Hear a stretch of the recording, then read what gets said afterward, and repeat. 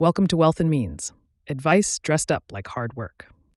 Good day to our members from Austria, Canada, Hong Kong, Israel, India, Lesotho, Lithuania, Pakistan, and the USA. It's episode 45. Let's get into it. Here's the thing that ties this week together. Every threshold in life has a number posted on it, and that number is almost never the real one. The down payment isn't the cost of the house. The poverty line isn't the line between comfortable and not. An election result isn't the same thing as governing. So we've built the whole episode around entry costs. In what you didn't see in the news, we've got diamonds melting at 3 times the pressure of Earth's core, a microcap running a Tourette trial across 3 countries, 100% tariff on foreign drones that repriced an entire sector overnight, a license plate camera company blinking under public pressure, counterfeit squishy toys getting stopped at the port, 40 gold bars behind a brewery wall in Belgium, a Social Security estimate that keeps falling, war risk premiums in the Strait of Hormuz that have gone up roughly 30-fold, entry-level jobs vanishing until only 1 in 50 openings is one, streaming platforms, writing checks for video podcasts, and a quiet piece of market infrastructure most people have never heard of. Then Wake Up Ready walks you through the Fed minutes, 3 days of retail earnings, a biotech IPO window that just proved it's open, and an oil choke point that's still choked.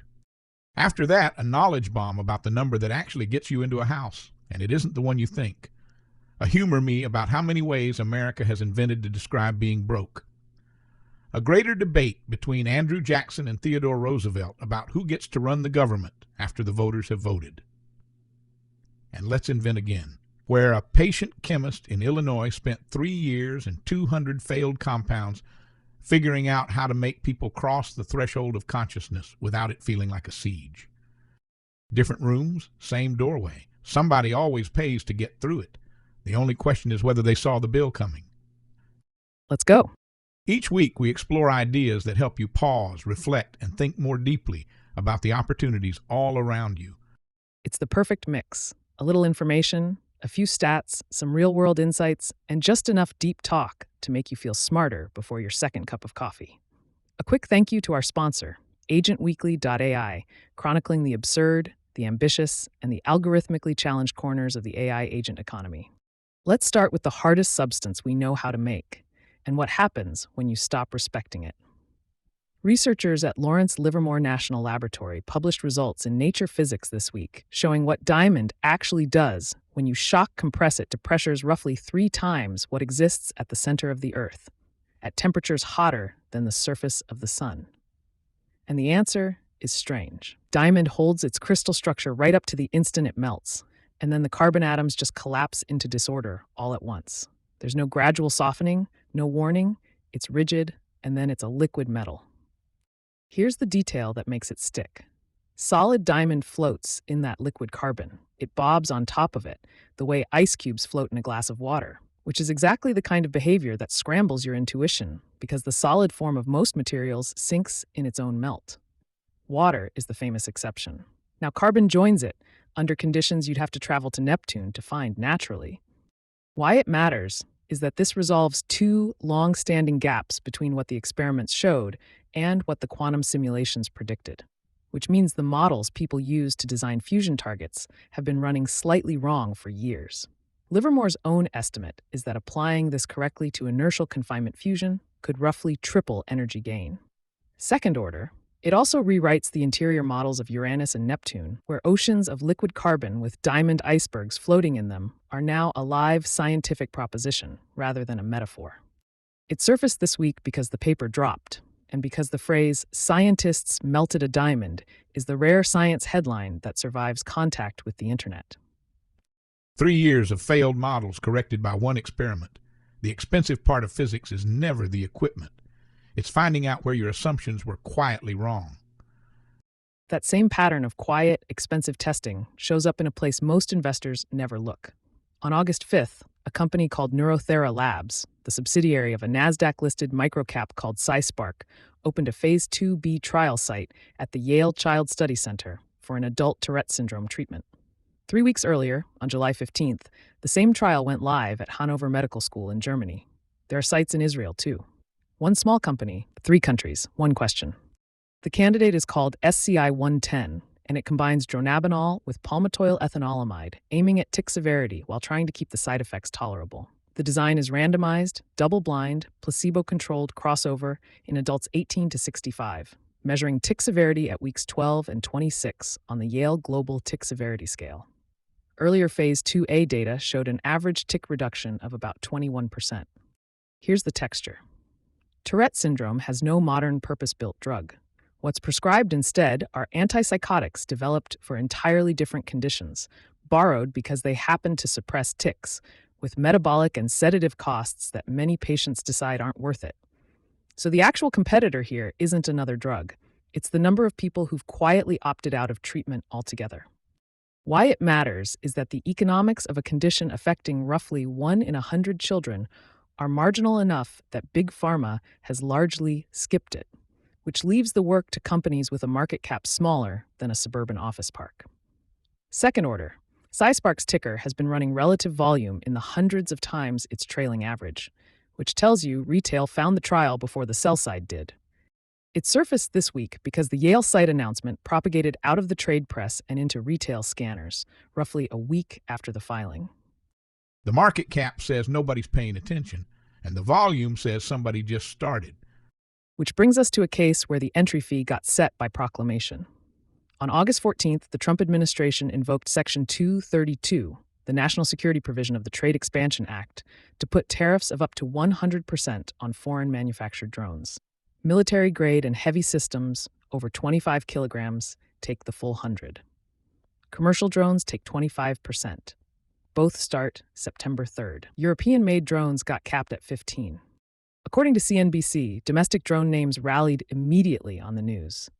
Red Cat Holdings climbed about 7 to 8%, AeroVironment gained roughly 3%, Kratos moved with them, and the small-cap component supplier Unusual Machines jumped somewhere between 22 and 25% in a single session. Here's the texture, and it's the part that should make you sit up. Red Cat had reported second quarter results 8 days earlier. Revenue of $20.2 million, up 527% year over year, and still a miss against a consensus of $22.8 million. The stock rallied anyway, which tells you the market has stopped valuing these companies on execution and started valuing them on the height of the wall being built around them. Why it matters is that a tariff is a transfer, not a creation. Somebody pays it. In this case, every American agriculture, inspection, mapping, and public safety operator whose fleet just got more expensive to replace. Second order, with an effective date of September 3rd, expect a visible pull forward of foreign drone imports over the next 2 weeks, followed by an air pocket. It surfaced this week because the proclamation landed midweek and the entire small-cap drone complex repriced overnight before most people had read the exemptions. When a stock goes up on a revenue miss, you're not buying the business, you're buying the policy, and policies get revised. Another story gaining momentum this week involves a different kind of boundary, the one between you and a camera you didn't know was there. Flock Safety, the Atlanta company that operates one of the largest automated license plate reader networks in the country, announced a set of platform changes this week in response to sustained public backlash. Thousands of law enforcement agencies across 49 states can search and share Flock's data, and reporting over the past year has documented cases of that access being used well outside its stated purpose. The concrete change, CEO Garrett Langley said guardrails that used to be optional will become mandatory by January 1st, including a requirement that every law enforcement customer implement an audit tool designed to flag abnormal search behavior. That's a company voluntarily narrowing its own product because the pressure got expensive. The texture here is where the pressure came from, not Congress and not a regulator. A grassroots group called DFlock built a site called Have I Been Flocked, which lets anyone search reported scanner density by county and see how heavily their own community is surveilled. Search interest in that phrase has been climbing several 100%, mostly from people typing in their zip code to find out how many cameras they drive past on the way to work.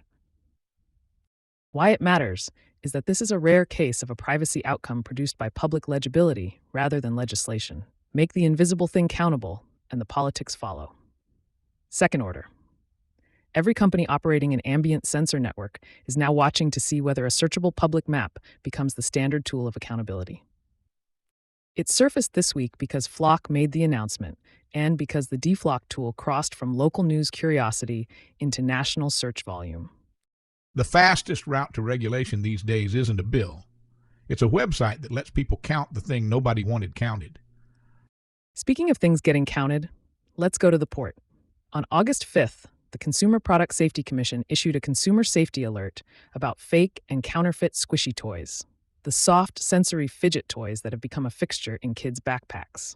The numbers are the story. CPSC has identified 55 separate shipments of violative squishy toys at U.S. ports, and working with Customs and Border Protection, stopped 355,683 units from entering the country. The hazards named are not subtle. Failures against federal requirements covering water beads, small parts, lead, and phthalates. In June, the UK's Product Safety Agency recalled a knockoff squeezy dumplings toy after inspectors found benzene in the outer layer at roughly 4 times the legal limit. Poison control centers, including Pittsburgh's, have been fielding calls from parents. Here's the texture, and it's the part most coverage missed. The market didn't stop wanting squishies. It substituted. Search and view velocity for do-it-yourself squishy tutorials on YouTube has accelerated sharply, in some measures overtaking the long-dominant homemade slime category. Parents who read a benzene headline don't stop buying a category. They start making it in the kitchen, which is its own uncontrolled supply chain.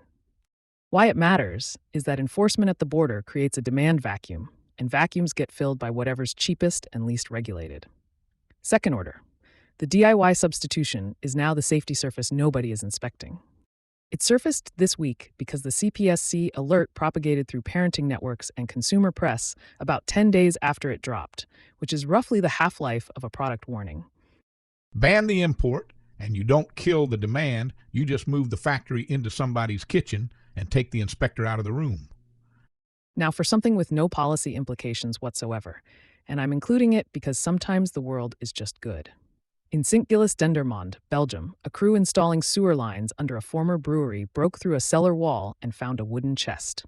Inside, more than 40 gold bars and at least 4,000 old coins. Estimated value around 9 million euros, roughly $10 million. The person who actually spotted it was an 18-year-old student named Kobe, working the excavation. And here's what he and the crew did next, which is the part I keep thinking about.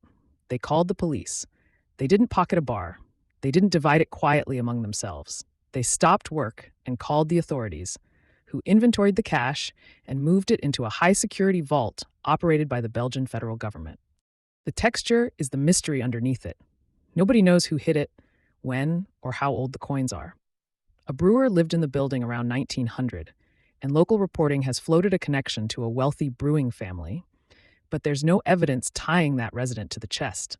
Someone walled up $10 million in gold and then apparently never came back for it, which means either they couldn't or something happened that made it impossible. Why it matters, in the smallest and most human sense. The workers have expressed hope for a finder's reward, and no decision has been announced. Belgian law on treasure trove is not especially generous. Second order. The discovery has become a live test of whether doing the honest thing gets rewarded institutionally or just morally. It surfaced this week because the story went global almost instantly, with search interest up 500 to 600% in under a day. $10 million sat behind a wall for a century because somebody hid it too well. The perfect security system is indistinguishable from losing it. Let's move from found money to money that's carefully calculated. New estimates for the 2027 Social Security cost of living adjustment came out this week, and they're falling. Independent analyst Mary Johnson now puts it at 3.4%, down from 3.7% last month, which was itself down from 4.7% in June. The Senior Citizens League has it at 3.6%. AARP has it at 3.5%. The mechanism matters here. The COLA is calculated by comparing third quarter inflation, July, August, September, against the same quarter the prior year. The July CPI print, which came out on the 12th, is the first of 3 inputs. September 11th gives the second. October 14th finalizes it. So the number is still moving, and it's been moving in one direction all summer. Here's the texture. A falling COLA estimate is technically good news, dressed as bad news. It means inflation is moderating, which is what everyone said they wanted. But for roughly 70 million beneficiaries, the COLA is not an inflation statistic. it's next year's raise. Watching your raise shrink by 1 1/3 percentage points over 2 months does not feel like a victory, even when the underlying cause is a win. And the estimate is still well above the long run average COLA of around 2.6%. Why it matters beyond the household level. The COLA is one of the largest single automatic adjustments in federal spending. Second order, it feeds directly into the trust fund depletion math, which shifts by year when the adjustment runs hotter or cooler than the trustees assumed. It surfaced this week because the July CPI print landed and every forecaster revised at once. Your cost of living raise going down because your cost of living went up more slowly is the most honest description of the last 4 years I can offer. Another cost that's harder to see is the one embedded in shipping. The Strait of Hormuz has been effectively closed to routine commercial traffic since a U.S.-Iran memorandum broke down in early July, following attacks on commercial vessels. And the number that tells the story isn't the oil price, it's the insurance. War risk premiums for tankers transiting Hormuz have gone from roughly 0.25% of hull value before hostilities to somewhere between 7.5% and 10% now. Put that in dollars. A $100 million tanker that used to pay about $250,000 for war risk cover is now looking at $7.5 to $10 million per voyage. According to Marsh and other brokers, underwriters have grown so reluctant that in some windows, coverage simply hasn't been available at any price. The texture is what happens when insurance stops being a market. When the premium goes up 30-fold, the ship doesn't sail cheaper. It doesn't sail. Tanker traffic dropped roughly 70% at the peak, with more than 150 vessels anchored outside the strait waiting. The World Economic Forum has written about governments stepping in as insurers of last resort, which is the point at which a private risk has become a public balance sheet item. Why it matters is that insurance is the actual choke point, not the waterway. Second order, watch tanker day rates and the freight component of refined product spreads, because that's where the premium shows up before it reaches a pump. It surfaced this week because premiums firmed again, and the strait status remains unresolved heading into the new week. The strait isn't closed by mines or missiles. It's closed by an actuary who ran the numbers and stopped answering the phone. 1 in 50. That's the share of salaried job openings in America that now qualify as entry-level, according to new data from the workforce firm Cadient, down roughly 73% over 4 years. The bottom rung didn't get harder to reach. It's being quietly removed. Unemployment among recent college graduates aged 22 to 27 has climbed to about 5.7%, per the New York Fed, which is higher than the rate for the workforce as a whole. That hasn't been true in decades. Underemployment in that same group sits around 42%, meaning 4 in 10 are working jobs that never required the degree they're still paying for. Handshake's campus data fills in the shape of it. Listings down 15 to 16% year over year. Applications per posting up 26 to 30. Same doorway, half as wide, twice as many people pushing. The reflex is to blame automation, and the numbers are genuinely ugly at firms that adopted generative AI. But the flat decline across healthcare, trades, and business operations, where postings are actually up 13 points, argues for something more ordinary. Companies stopped paying to train people. Apprenticeship was always the real product of an entry-level job, and it's expensive, and it got cut. Forbes and the Economic Policy Institute both landed on this in the past 2 weeks as the class of 2026 finished its first summer of looking. Which raises a question nobody's costing out. If no one pays for year 1, who's qualified in year 5? Every senior hire your company wants in 2031 is a junior. Somebody declined to train this August. Now to a corner of the media business that just got a new source of capital. The Canada Media Fund opened its 2026 and 2027 budget cycle this month with money explicitly available to video podcast creators, part of a broader shift in which streaming platforms and traditional media funds are financing podcasts as visual talk shows rather than audio programs. The strategic logic is straightforward. Gen Z consumes podcasts primarily through video clips, not audio feeds, and platforms that need original talk format programming have discovered that a 2-person podcast set costs a fraction of a scripted series and generates far more cuttable short-form inventory per hour. Here's the texture. This inverts the industry's original economics. Podcasting grew for 15 years on the premise that audio was cheap, portable, and platform independent. You could make it in a closet, and nobody owned your distribution. Video financing reverses all three. It's expensive, it's not portable, and the money comes with a platform attached. Meanwhile, Podchaser data points to a counterintuitive backdrop. Fewer new shows are launching than in prior years, but breaking out has gotten harder, not easier. Why it matters is that the creator economy is reconsolidating around whoever pays for production. Second order, watch the tooling layer. Multicam podcast studios, clip generation software, and rights management get pulled along by the format shift, and those are the picks and shovels businesses in this cycle. It surfaced this week because the funding cycle formally opened, and the industry press covered the eligibility change. The moment somebody else pays for your camera, you've traded independence for reach. And most people don't notice they made the trade. Last one, and it's the least glamorous piece of market plumbing you'll hear about today. OTC Markets Group, the company that operates the over-the-counter markets, ticker OTCM, has been quietly building extended hours and overnight trading infrastructure, including its Moon ATS and the OTC overnight session. And it's been capturing meaningful international order flow across Asia-Pacific and Europe-Middle East-Africa corridors. The specific insight is about time zones. If you're a retail investor in Singapore or Dubai, U.S. market hours fall in the middle of your night. For decades, the answer was too bad. An overnight session means an investor in Manila can trade a U.S.-listed name during Manila business hours. That's not a product feature. That's an addressable market expansion. The texture is that this is the second time the OTC market has quietly built infrastructure the main exchanges eventually adopted. Extended hours trading, fractional access, alternative trading systems. The pattern is that the fringe venue builds it, proves demand, and then the incumbents announce it as innovation. OTCM itself is a small, profitable, boring company that most investors have never looked at, which is generally where this kind of thing gets built. Why it matters is that continuous global trading changes overnight gap risk for everyone, including people who never trade at 3 a.m. Second order, if overnight volume keeps growing, price discovery migrates out of the 9:30 open, and every strategy calibrated to the U.S. session has to be recalibrated. It surfaced this week because international volume across those corridors logged a fresh breakout that showed up in the company's own reporting. That's what you didn't see in the news. Now let's wake up ready. Let's start with the main event. Wednesday the 20th brings the minutes from the July FOMC meeting, and this is the first set of minutes under Kevin Warsh that markets will read closely for internal dissent.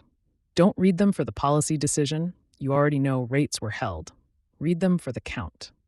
Specifically, look for how the minutes characterize the participants who signaled support for higher rates, and whether the language moves from some participants to several or many. That's the tell. Here's what's already priced. 9 of the 18 participants signaled support for higher rates in 2026, a sharp reversal from March when 0 did, and the committee's median forecast was for 1 cut. Markets now put the odds of at least 1 hike by year-end at roughly 60%. So a hawkish minutes is not a surprise. A hawkish minutes with a widening coalition is. The second-order consequence. If the language hardens, the pressure lands on the front end first. Watch 2-year yields and the 2-to-10 spread.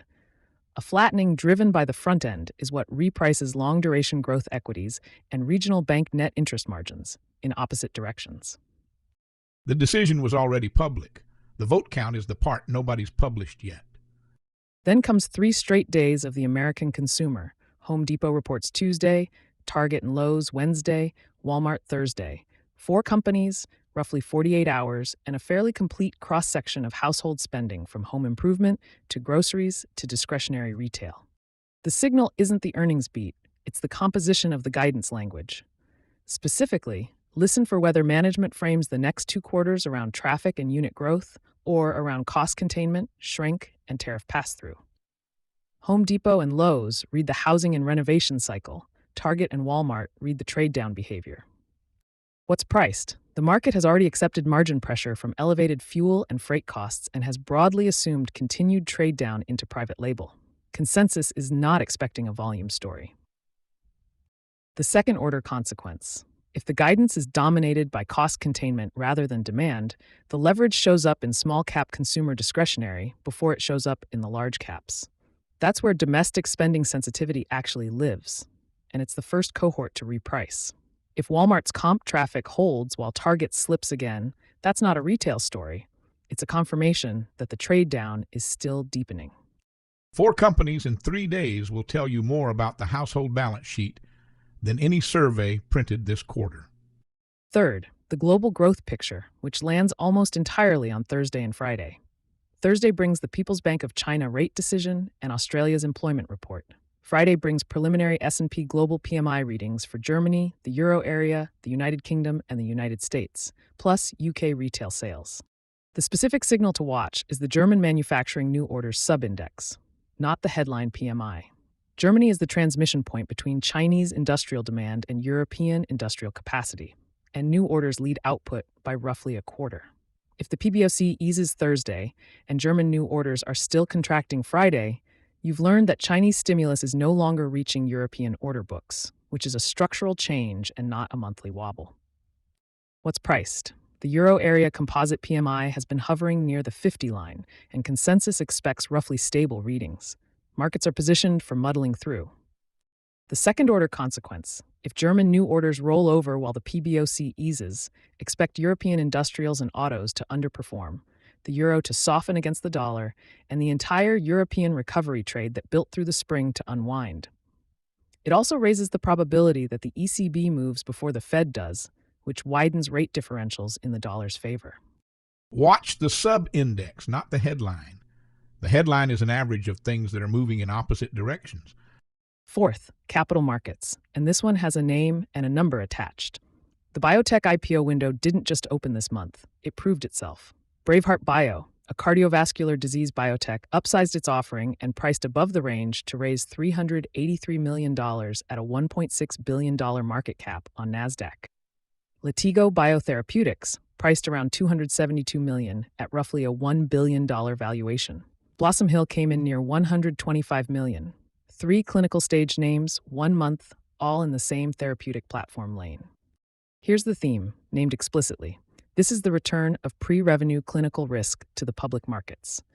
Not profitable companies going public, companies whose entire value is a trial readout. That capital had been locked in private crossover rounds for 2 years. What's priced? The aftermarket is the referee. Braveheart pricing above the range tells you institutional books were oversubscribed, which typically pulls the next wave of S1 filings forward by 4 to 6 weeks. The second-order consequence, and this is the part worth watching in the week ahead. If these names hold above issue, expect a visible acceleration in confidential filings from the crossover-funded biotech backlog into September. If they break issue, the window shuts before Labor Day, and those companies go back to structured private rounds at flat or down valuations. Watch the small-cap biotech index as the read-through. The XBI-type cohort trades as a proxy for whether the exit path is real, and it's the vehicle most retail participants will actually use to express the view. An IPO priced above the range isn't a company story. It's a permission slip for everyone still standing in line behind it. Fifth, the geopolitical file, and it's the same one it's been since February. The Strait of Hormuz remains effectively closed to routine commercial traffic. The specific thing to watch this week is not the oil price and not a diplomatic statement.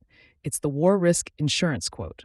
Track whether additional war risk premiums hold in the 7.5% to 10% of hull value range or start to firm above 10. What's priced? The market has largely accepted a persistent risk premium and rerouting costs. What it has not priced is a sustained inability to obtain coverage at any price, which is a different regime entirely. The second-order consequence: if premiums push above 10% and underwriters withdraw further, the constraint moves from cost to availability, and refined product cracks widen faster than crude does. That's the trade, the spread between crude and the products, not crude itself. Watch tanker day rates for confirmation and watch airline fuel hedging disclosures because carriers that hedged early in the year are about to look very different from carriers that didn't. Nobody blockades a strait anymore. They just make it uninsurable, which is cheaper and works better. And my personal watch for this week, the Jackson Hole prepositioning. The symposium itself runs August 27th through the 29th, with Kevin Warsh delivering his first keynote as chair, and the theme this year is financial innovation and its implications for payments and policy. That's not a monetary policy theme, that's a plumbing theme. which means the interesting question isn't what Warsh says about rates. It's whether a Fed chair who's spent months talking about inflation credibility uses his first Jackson Hole to talk about payment rails, settlement, and who gets access to the central bank's balance sheet. The positioning trades happen this week before he speaks. Watch the pre-commentary, not the speech. And that is how you wake up ready. All right, knowledge bomb. There's a quiet shift happening in the path to home ownership. And it's not just about higher prices. It's about the hidden math of transition. Because for most of modern history, the story was simple. Save 20%, close, move in. Ownership as a clear finish line. Now the finish line keeps moving. As of mid-2026, first-time buyers still make up about a third of all purchases. People are still getting there. They're just arriving later, across generations, and with a different kind of discipline.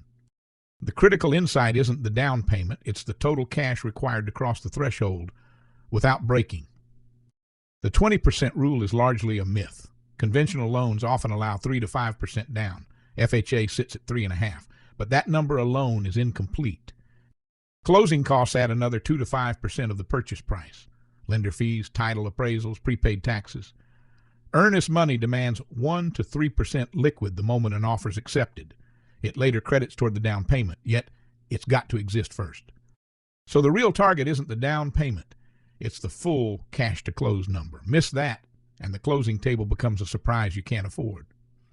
Then come the transition costs that never appear on the listing. Condo living brings HOA dues. Low reserves in the association can trigger special assessments, sudden mandatory bills measured in thousands. And the shift from renter to owner rewires monthly reality.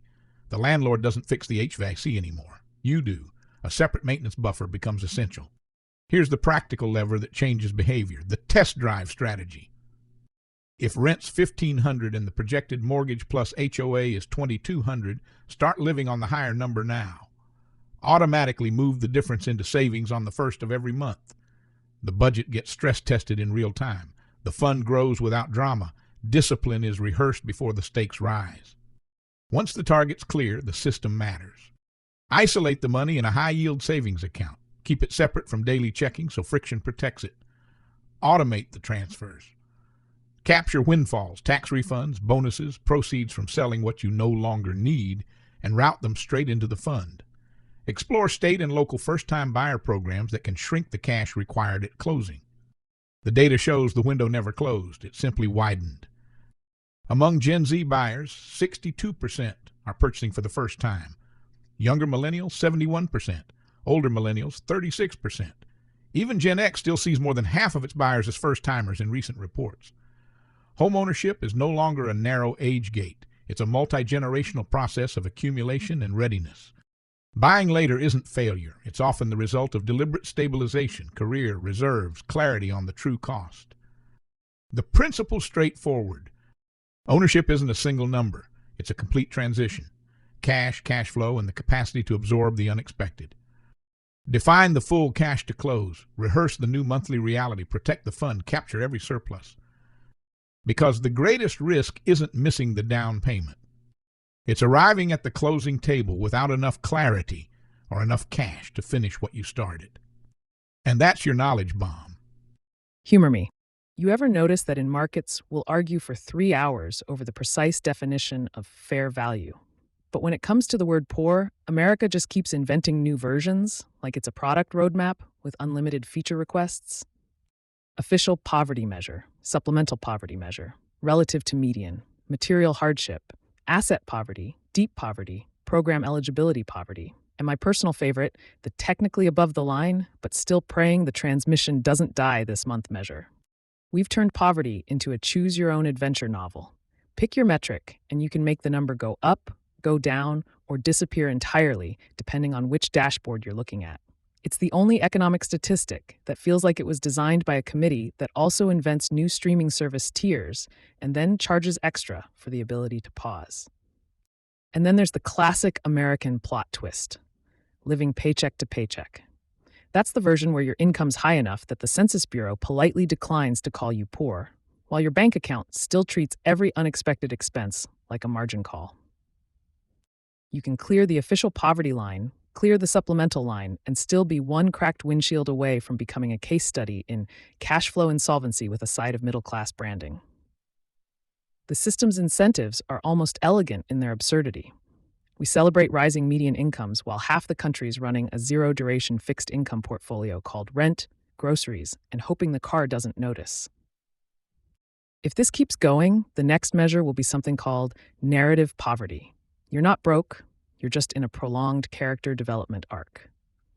Or vibe poverty, where the algorithm decides you're struggling based on how many times you open your banking app before noon. We'll eventually get subscription poverty, defined as the point at which the monthly auto renewals outnumber the actual paychecks. At that stage, the only remaining metric will be whether your credit card rewards points can still buy emotional stability. The real joke is that while we're busy cataloging 8 different ways to be poor, the market only ever cares about one number: how much dry powder you actually have when the music stops. Everything else is just elegant footnotes on the same uncomfortable truth. Liquidity is the only definition that never needs a revision. There are debates that clear a dinner table, and there are debates that clear a government building. It's time for the greater debate. This is the second kind, because one side says the voters decided, the other side says the voters don't know where the valves are, and suddenly every civil servant in the room remembers they've got a meeting. 2 lecterns, no slides, no moderator to rescue anyone. The room's waiting, not empty. At the first lectern, Andrew Jackson, defender of political rotation, democratic control, and the ancient conviction that an election ought to change something before the next election arrives. At the second, Theodore Roosevelt, civil service reformer, institutionalist, and believer that a modern state can't be operated as a victory banquet where the jobs are dessert. The resolution sounds cynical. The spoils system is an ineradicable feature of politics. Underneath it sits a harder question: who governs after the voters have governed? Jackson begins quietly. He doesn't raise his voice. I call it the spoils system because you want the public to imagine sacks of coins passed beneath a table. I call it accountability. A president's elected on a promise. He arrives and finds the departments charged with carrying out that promise staffed by people appointed, promoted, and culturally formed under previous administrations. They don't openly rebel. They do something more effective. They request another review. They raise a procedural concern. They schedule the decision for next quarter. Pauses. A protected bureaucracy doesn't have to defeat a president. It merely has to outlast him. There's a knowing laugh, the sound of people who've met a committee. If the voter can replace the executive, but the executive can't redirect the administration, then the ceremony of democracy remains while its mechanism's been removed. Political loyalty isn't always corruption. Sometimes it's the transmission belt between a public decision and a public result. Roosevelt waits, then answers without indignation. A transmission belt's only useful if it's attached to the right machinery. Government isn't one machine. It's thousands of systems accumulated across generations. Defense procurement, disease surveillance, air traffic control, nuclear security, benefit payments, intelligence networks, financial plumbing, and computer code old enough to qualify for a pension. Remove the experienced operators every 4 years, and your president enjoys perfect alignment with people who can't find the valves. The room laughs, then quiets. Institutional memory isn't an insult to democracy. It's what keeps each election from becoming national amnesia. Expertise doesn't decide the destination. It keeps the bridge standing while elected leaders argue about where the road should go. Jackson turns slightly toward him. And who examines the experts? Career officials spend decades regulating the same industries, attending the same conferences, learning the same language as the people they oversee. They may never accept a bribe. Capture can happen more politely than that. It arrives through shared assumptions, professional friendships, and the belief that only insiders understand what's realistic. He presses. Rotation breaks those closed circles. It brings in people who've knocked on doors and lived under rules they didn't write. Your merit system congratulates itself for replacing political connections with examinations, then acts surprised when government fills with people from the same schools, the same cities, and the same social class. That lands a few people applaud before catching themselves. Jackson's found the reformers' exposed flank, a system built to eliminate favoritism, can quietly redefine privilege as qualification. Roosevelt nods. He doesn't dodge it. Merit systems can become narrow. Credentials can masquerade as competence. Employment protections can shelter indifference. I concede all of it. Governments tolerated processes where removing a persistently poor performer takes longer than constructing the building where the hearing will be held. Reformers who deny that invite a harsher reform later. Then his voice hardens. But patronage doesn't transfer power to ordinary citizens. It transfers power to whoever hands out the jobs, the ward boss, the donor, the campaign lieutenant. You don't abolish an elite. You replace a professional elite with a personal court. A murmur moves across the room. He reaches back to the event that made patronage indefensible, President Garfield, shot by a deranged and disappointed office seeker, and the Pendleton Act that followed in 1883. Your system makes public office a private currency. Every appointment creates a debt. Every dismissal creates an enemy. The government becomes a campaign organization that happens to deliver the mail. Jackson answers immediately. And yours makes public office a possession. Once secured, nearly immune to the public's changing judgment. You fear the president's favorites. I fear officials nobody elected, governing by delay, interpretation, and selective enforcement. Neutral administration's an aspiration, not a human condition. Every official has beliefs. Insulation doesn't remove politics. It moves politics farther from the ballot box. The room goes very still. This is Jackson's hardest blow. If expertise necessarily contains judgment, then protecting experts can protect a political program no voter can remove. Roosevelt doesn't flinch. Yes, administration contains judgment. That's why it needs law, oversight, and professional ethics. But consider your alternative. If an analyst knows an unwelcome forecast may end his career, the forecast improves mysteriously before it reaches the president. If an attorney's employment depends on finding a policy legal, legal analysis becomes customer service. If an intelligence officer must demonstrate personal alignment, threats get measured by appetite instead of evidence. He lets it sit. Your bureaucracy may move quickly, General Jackson, because every warning light's been disconnected. A gasp, then silence, not empty this time, tight. Jackson pauses before replying. That's a genuine danger. A government of flatterers can execute a foolish policy with extraordinary efficiency. Expertise can't be replenished on election day, and a wholesale purge would destroy capabilities the president himself needs. I don't defend incompetence dressed as loyalty, but neither should expertise become a veto. The official's duty is to give honest advice, identify illegality, and then faithfully execute every lawful decision. When an employee substitutes his own policy for the elected one, protections become power without responsibility. Now the debate steps out of history and into the present. The old Schedule F controversy has returned under a less theatrical name, Schedule Policy Career. In June of 2026, roughly 8,000 policy-influencing positions were reclassified. Still career, still merit-filled, but stripped of important procedural protections against dismissal. Jackson points at the distinction. These aren't campaign jobs. Political loyalty tests remain prohibited. The question's whether senior officials who shape policy can be held accountable when they obstruct it. A president who can't remove the hands on the levers doesn't control the machine. Roosevelt sees the same distinction and finds it unstable. Selection and removal can't be separated so neatly. Tell a career official that political affiliation can't determine hiring, but continued employment depends on satisfying political leadership, and the loyalty test simply moves from the application to the conference room. Quieter, harder to prove, more effective. The first dismissals teach everyone else which truths are expensive. Jackson offers his knockout with almost no flourish. Then admit what your model requires. The public may elect new management, but the permanent government reserves the right to decide how much change is responsible. That isn't administration serving democracy, it's administration supervising democracy. Roosevelt answers just as cleanly.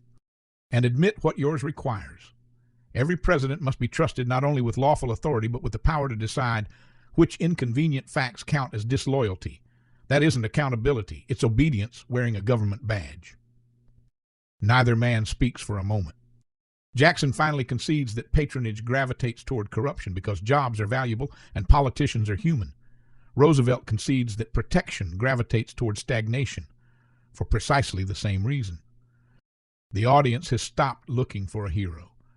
Here's what they were actually arguing about. Jackson was asking, how does a public decision become a public result? Roosevelt was asking, how does a government keep knowing what's true? Those aren't the same question. And no single staffing rule answers both. The spoils system may be ineradicable, not because every public job has to become a political prize, but because elections inevitably create pressure for control, while institutions inevitably create pressure for independence. Push too far toward permanence and government becomes a fortress against the voter. Push too far toward loyalty and it becomes an echo chamber around the president. So the real contest was never politics against a politics-free civil service. No such clean border exists. It's between two kinds of failure: a state that can't change course and a state that can change course with nobody left inside willing or able to say where the rocks are. And that is the greater debate. Let's invent again. By the middle of the 1930s, surgery had gotten good at almost everything except the beginning of it. The cutting had improved. Sterile technique had improved. Recovery had improved. But the moment of going under hadn't changed much in 80 years. Ether and chloroform still ruled the operating room, and patients hated them with a specificity that's rare in medicine. The mask coming down, the choking vapor, the struggle against a rising fog you couldn't fight and couldn't escape. Then the nausea afterward, and the delirium, and for some people a psychic residue that lasted long after the incision healed. Everyone knew there had to be a better way in. Something injected rather than inhaled. Something that would take effect smoothly and leave the patient without the sense of having been chemically besieged. Knowing that, and finding it, turned out to be different problems entirely. Ernest Vollweiler wasn't a dramatic man. Born in Hamilton, Ohio in 1893, he moved through the ordinary academic stations, Miami University, then Illinois for his master's and his doctorate, and joined Abbott Laboratories as a researcher in 1918. Methodical, patient, unflashy. Those traits would end up mattering more than brilliance, because the work he took on didn't reward brilliance, it rewarded endurance. He and his colleague Donnelly Tabern set out to find an injectable agent that could produce reliable unconsciousness without the violence of inhalation. Over 3 years, they screened more than 200 compounds. The work was iterative and largely thankless. Most candidates failed in the usual ways: too slow, too rough, too toxic, or accompanied by muscle twitching and frightening mental effects. Prevailing wisdom favored polishing the existing barbiturates rather than departing from them. They kept going anyway. In 1936, they arrived at a sulfur-bearing analog of Nembutal. The compound became known as pentothal, sodium thiopental, and it did something none of the 200 near misses had managed. It slipped the patient under with almost no struggle. Induction was smooth and, by every account, pleasant. Little or no twitching, none of the delirium that had made ether an ordeal. For short procedures, it could stand alone. For longer ones, it eased the patient gently into deeper anesthesia with other agents. That combination of speed, comfort, and control mattered immediately. Hospitals adopted it because it cut the trauma of going under and gave the anesthetist finer command of the process. Patients who dreaded the mask now faced a needle. Surgeons got a more cooperative field. Vollweiler rose through Abbott, director of research, then president, eventually chairman of the board of Abbott Laboratories International. And pentothal became the agent of choice in operating rooms around the world for decades. Here's the unexpected consequence, and it's the part that connects to everything else in this episode. Vollweiler and Tabern didn't invent a new category of medicine. They improved the doorway. Ether already worked. The destination was fine. What was missing was a tolerable way to cross the threshold. And once that crossing got cheaper in human terms, the entire surgical enterprise on the other side of it became more productive. Longer procedures became feasible. Patients who'd been putting off operations stopped putting them off. The bottleneck was never the surgery. It was the entry cost. That's a pattern worth noticing, because it shows up constantly and gets credited almost never. The breakthrough often isn't a complete new system. It's a better interface between a capability that already exists and a human limitation that's been quietly rationing access to it. 200 compounds failed. They weren't wasted. Each one taught the constraint. The one that finally fit didn't look revolutionary on paper. It just removed a friction everybody else had normalized. And there's a quieter lesson about incentives underneath it. Abbott was a commercial laboratory, not a pure research institute. Vollweiler spent 3 years on work that mostly produced nothing, in an environment that rewards visible milestones. That's exactly where the useful edge tends to hide. After the obvious candidates are exhausted and the remaining work looks incremental and unglamorous. Vollweiler lived until 1992, long enough to watch the operating room transform many times over. Propofol and other agents have long since displaced thiopental for most procedures. But every one of those successors was measured, at least partly against the standard he set. He never claimed to have reinvented medicine. He and Tabern simply made the entry into unconsciousness less brutal, and that single improvement compounded quietly for 60 years until it became invisible, which is what infrastructure does once it works. In 1936, though, it wasn't obvious at all. It was just a chemist in Illinois, 200 failures deep, still asking what it actually costs to walk through the door. That's it for another episode of Wealth and Means, advice dressed up like hard work. We hope you enjoyed the arc. From melting diamonds to gold behind a brewery wall, from the cost of a tanker's transit to the cost of a closing table, and from the price of an election to the price of falling asleep, the pattern was simple. Entry has a price. Subscribe, rate, and share this episode. It helps more than you think. We do this for you to help you have a better week, a sharper mind, and maybe even a longer attention span. And a special thanks to our sponsor, agentweekly.ai. Till next time, stay curious. Stay kind. And keep compounding.